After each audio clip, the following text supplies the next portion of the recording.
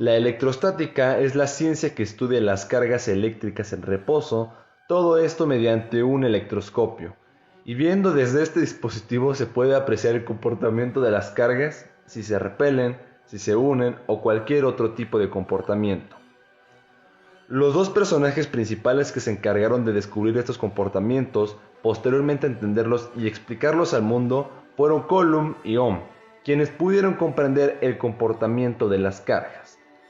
Y pues bueno, después de haber visto un poco acerca de la historia de la electrostática, a continuación vamos a proceder a mostrar y realizar algunos ejercicios aplicando sus respectivas leyes de cada uno.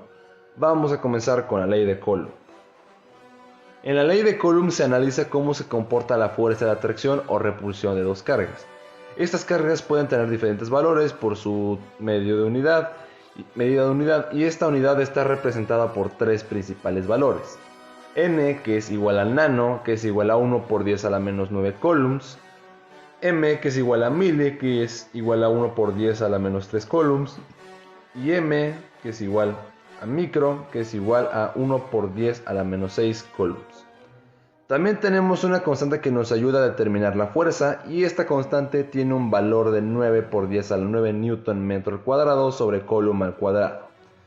La fórmula general para determinar la fuerza de atracción o repulsión es fuerza es igual a constante de Q1 por Q2 entre radio al cuadrado. Así que de esta forma vamos con los ejemplos. Hay una carga Q1 que equivale a 5 nanocoulombs y esta está a una distancia de 20 centímetros con Q2, que equivale a 8 nanocoulombs. Determina la fuerza que estas cargas aplican.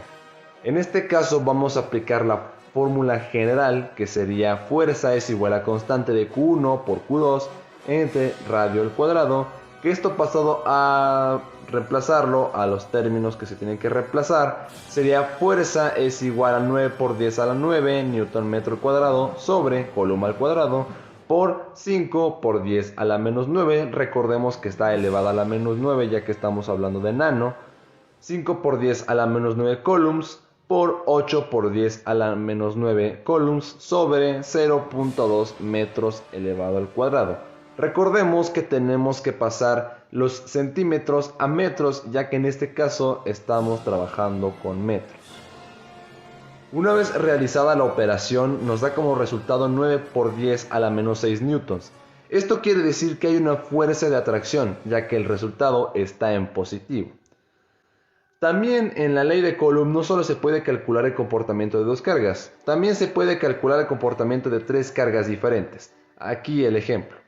Una carga Q1 tiene un valor de 3 microcoulombs, mientras que esta fuerza recibe una atracción de Q2, que es igual a 8 microcoulombs, y Q3 7 microcoulombs. Determina la magnitud de la fuerza eléctrica resultante que actúa sobre Q1, así como el ángulo que toma con su respectivo eje horizontal. La distancia que existe entre Q3 y Q1 es de 0.5 metros cuadrados y la distancia de Q1 y Q2 es de 0.5 metros cuadrados. Primeramente vamos a determinar la fuerza que existe entre las cargas. Comencemos con Q1 y Q2. Esto aplicado a la fórmula general sería fuerza es igual a la constante de Q1 por Q2 entre radio al cuadrado. Como resultado nos da 0.869 newtons. Esta es la fuerza que existe entre Q1 y Q2. Prosigamos con determinar la fuerza de Q3 y Q1, siguiendo la misma fórmula. Entonces sería fuerza es igual a la constante de Q3 por Q1 entre radio al cuadrado, y como resultado nos da 0.75 newtons. Una vez haber determinado las dos fuerzas, vamos a determinar la fuerza resultante. Siguiendo la fórmula de la raíz es igual a la sumatoria de fuerzas en X elevado al cuadrado más sumatoria de fuerzas en Y elevado al cuadrado. Determinado la fuerza resultante nos da como resultado 1.14 newtons. Esta será la fuerza total resultante que existen entre las tres cargas. De esta forma concluimos con la ley de Coulomb. Ley de Ohm. La ley de Ohm se define como la resistencia que permite la circulación de una corriente de 1 ampere cuando se le aplica una diferencia potencial de 1 volt. También es una propiedad de resistencia de los circuitos y conductores. Según el Sistema Internacional de Medidas, la resistencia es un circuito que se representa en ohmios con la letra griega de omega. Aquí sale la resistividad, que es la resistencia que corresponde a cómo está hecho cada material, y para determinarlo se usa la siguiente fórmula, donde resistencia, que es la R, se representa en ohmios, P es la resistividad del material del que está hecho el conductor, se representa en ohmios por metros, L, que es la longitud del conductor en metros, se representa en M, y A es la área de la sección transversal del conductor en metros cuadrados. Un ejemplo es determinar la resistencia de un alambre de cobre de 4 metros de longitud y 3 milímetros de diámetro. Ocupando la fórmula, sería resistencia es igual a 1.72 por 10 a la menos 8 ohmios por metros por 4 metros sobre 7.065 por 10 a la menos 8 metros cuadrados, lo que da igual a una resistencia de 9.73 por 10 a la menos 3 ohmios. El que sigue es la resistividad con temperatura. La resistividad con temperatura es la resistencia eléctrica de conductores eléctricos que aumenta en forma proporcional a su temperatura. La fórmula es la siguiente, donde RT es la resistencia del conductor en ohmios a cierta temperatura que esté. RO es resistencia del conductor en ohmios a 0 grados centígrados. A es el coeficiente de temperatura de la resistencia del material del conductor en grados centígrados menos 1. Y T es la temperatura del conductor en grados centígrados. Un ejemplo de este es el siguiente. La resistencia de un alambre de cobre es de 15 grados. La resistencia de un alambre de cobre es de 15 ohmios a 0 grados centígrados. Calcular su resistencia a 60 grados centígrados.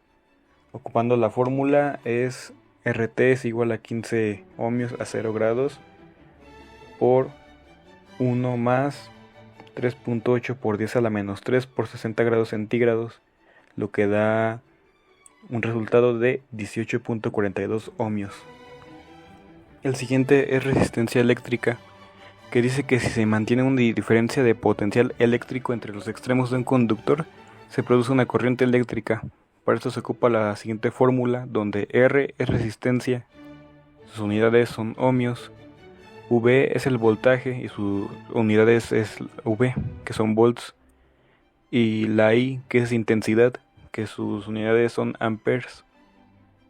Un ejemplo de la resistencia eléctrica es el siguiente. Por una lámpara circula una corriente eléctrica cuya intensidad es de 0.6 amperes cuando está conectado a una fuente de 120 volts.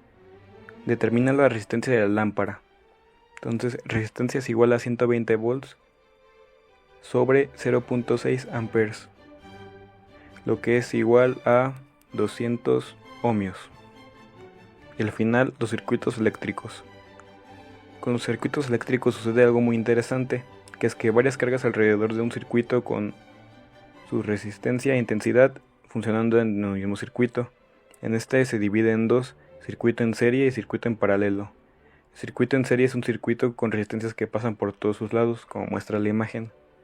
Para sacar la resistencia total de este, es necesario sumar todas sus resistencias. Por ejemplo, resistencia total es igual a resistencia 1 más resistencia 2 más resistencia 3, dependiendo de las resistencias que hay en el circuito. Es el circuito en paralelo, que como su nombre lo dice, las resistencias se encuentran en paralelo de cada una de otras. Para lograr sacar la resistencia total de este, es necesario sumar 1 sobre resistencia 1 más 1 sobre resistencia 2 más 1 sobre resistencia 3, esto dependiendo de las resistencias que hayan. Y para sacar la intensidad, que esta fórmula es igual para los dos circuitos, es intensidad igual a volts sobre resistencia total dependiendo de cada uno de los circuitos.